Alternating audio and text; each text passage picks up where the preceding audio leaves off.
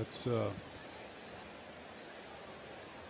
not what any of us want to see, and everybody's around him, and just hope that he's going to be okay.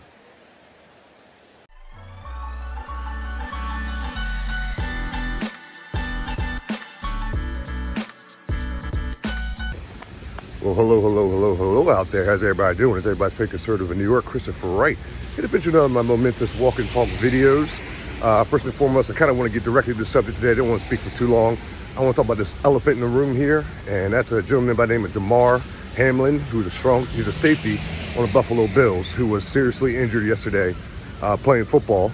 And what happened was, if you guys didn't see it, he was making a tackle yesterday on the opposing team, and while making a tackle, he was hit in the chest by the opposing team's running back. And when it happened, he popped up like he was okay, and then kind of stood there for a split second, looked like he was in a daze, and then fell and passed out and went into cardiac arrest. So they had to get the EMTs on the field immediately and do CPR on the field in order to restore the man's heartbeat. So it was very serious, very, very serious. And to be honest with you guys, I wasn't even watching the game. I was with a friend, and she ended up getting a call from her mother who told her what was going on, and then we tuned in to see what was going on. So I've never in my life, I've been watching football like I used to ever since the whole Kaepernick kneeling situation, but I haven't been. It's been on and off for years now, ever since that incident. And when this happened and I went and tuned in, it was kind of just frightening to watch, man, because of my years of watching football, I've never seen an injury on that magnitude. I've seen players with concussions, I've seen players with neck injuries, but not having a cardiac arrest on the field. So it's to address the elephant in the room here. I know people are wondering what's going on. It wasn't like a bad hit. I've seen worse hits and people didn't get hurt like that. And the people are saying, what about it? Was it the shot? And to be honest with you, I wouldn't be shocked if it was. And I'm not, it's early on, I'm praying for the young man. I said my prayers for him. Hope the best for him and his family right now through this very dramatic time that they're going through. But I be realistic at the same time and say, could that be the cause of what happened? And that's what people got to look at. I mean, if you look at not just football, but look at professional soccer. I remember the whole past couple years when it comes to soccer, there's been all these professional soccer players just dropping dead on the field. And that's never been seen in soccer. And I'm not a soccer fan. I'm not a soccer player. I played football growing up, played basketball growing up. Both require a lot of athleticism, a lot of stamina for both sports. But I played around with soccer with friends like that who played. And it takes a lot, take the wind out of your lungs, put it that way. It's a lot of stamina required to play soccer. And for these guys to be on a professional level, that well trained, just to be dropping dead on the field like that from heart attacks, never in my life have seen it. And this is what's been going on in a lot of professional sports lately. And I have a feeling that we're going to start seeing this, God forbid, in NFL professional football as well.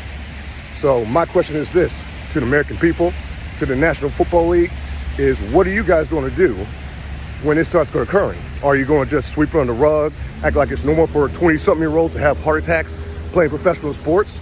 Or are you going to address the elephant in the room and saying this wasn't happening until we start doing these shots?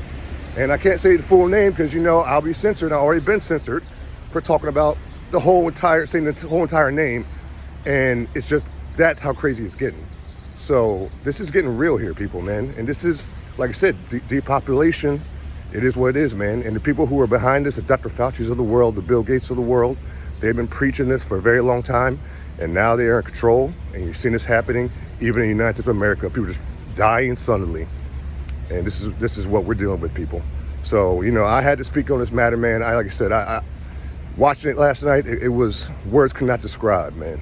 I've seen some stuff on the football field. I've seen guys get put out in stretchers with the neck and the neck brace. Not be able to get a thumbs up because they're that badly injured. And, that was frightening to watch. But yesterday, man, that was another level, man. And you had players on the sideline crying. You had, coaches crying. I respect both teams for just calling it quits and saying, now we're not playing no more. We're done. It's over. So, because they wanted to continue playing at first because, it's playoffs. It's that time of year. But these guys said, nah, we're not doing it, and both opposing teams.